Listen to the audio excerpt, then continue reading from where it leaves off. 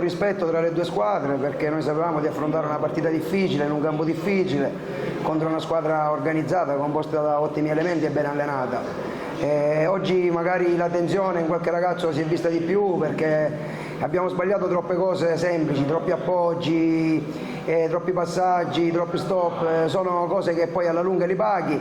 Alla fine la partita è stata vissuta a momenti, siamo partiti benissimo noi,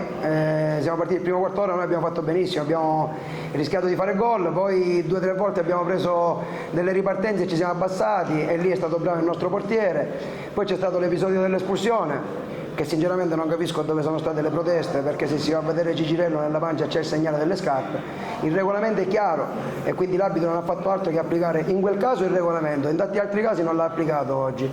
Poi nel secondo tempo è stata una partita non brutta da vedere, però abbiamo sbagliato troppe cose, ma ciò nonostante alla fine nel secondo tempo, nel primo tempo è stato bravo il nostro portiere, nel secondo tempo è stato bravo il portiere del Favara. Analizzando bene la gara penso che il risultato di pareggio sia quello più giusto, perché entrambe le squadre a tratti avrebbero meritato di più, però alla fine se nella bilancia si vanno a mettere le occasioni create e quelle subite siamo lì. Sì, fare un punto fuori casa per le squadre come l'Enna sono sempre grandi risultati, perché noi non dobbiamo dimenticare che siamo la squadra più giovane del campionato, abbiamo finito la partita con 7 under e questo nelle scelte, nelle valutazioni della gara, nell'interpretazione a volte li paghi. Invece la squadra è stata lì con equilibrio. Il rammarico è che abbiamo giocato un tempo in 11, potevamo fare qualcosa di più, però come ho detto prima abbiamo sbagliato nelle scelte, abbiamo sbagliato qualche decisione importante, soprattutto quando dovevamo mettere in mezzo la palla e lì abbiamo creato un po' di confusione. Però accettiamo il risultato del campo, ci portiamo un buon punto fuori casa, come abbiamo visto questo è un campionato tosto, ci sono stati tanti pareggi,